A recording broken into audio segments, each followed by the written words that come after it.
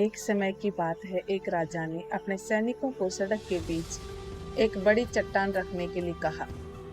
चट्टान को बीच सड़क पर रखवाकर राजा ने अपने सैनिकों को आदेश दिया। कहा, छुपकर उस चट्टान पर नजर रखो और देखना उस चट्टान को कौन हटाता है। लोग उस रास्ते से आते रहे, जाते रहे, लेकिन किसी ने भी उस चट्टान को रास्ते से हटाने की कोशिश नहीं की। उस चट्टान के पास से गुजरने वाले लोगों में राजा के भी कुछ करीबी लोग थे और शहर के बड़े व्यापारी भी शामिल थे। उनमें से कुछ लोग तो राजा को ही कोसने लगे कि क्या राजा इस चट्टान को भी रास्ते से हटवा नहीं सकता। लेकिन किसी ने भी उस चट्टान को रास्ते से हटाने की कोशिश नहीं की। ऐसा काफी दिनों तक चलता रहा।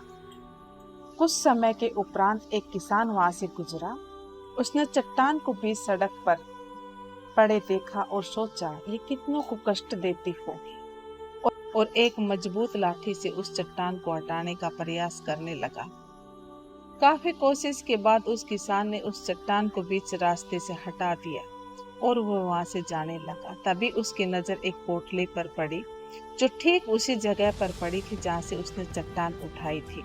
किसान ने पोटली को खोला। उसमें कुछ सोने की मोहरें थी और राजा का एक संदेश भी, जिसमें लिखा था, ये सोने के सिक्के उसी के हैं जो इस चट्टान को हटाएगा। किसान ने उन सिक्कों को लिया और खुशी खुशी वहां से चला गया। ठीक इसी तरह हमारे जीवन में भी अनेक मुसीबतें आती हैं। कुछ लोग बचकर चले जाते हैं, कुछ लोग रास्ता बदल लेते हैं, लेकिन कुछ लोग ठान लेते हैं उन परेशानियों का हल निकालने की।